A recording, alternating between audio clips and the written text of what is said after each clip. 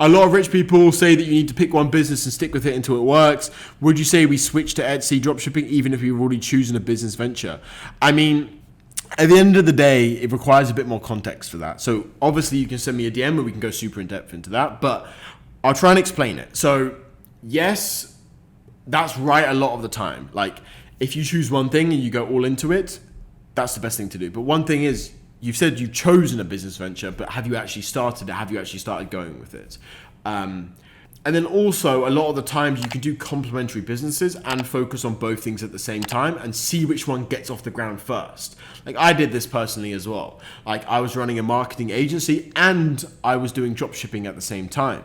And then the dropshipping stuff started to take off, so I bunned off the other thing. Even though it was making me like $1,000 a month, but like maybe over $1,000 a month. But I bunned that off. I stopped doing that because the other thing started to take off. And again, when I was doing dropshipping, the other, like my full-time e-commerce brand started to take off. So I got rid of that. Like certain things happen and different things change. So that doesn't mean you have to just stick to one thing purely because otherwise you're a quitter kind of thing. It doesn't really work like that.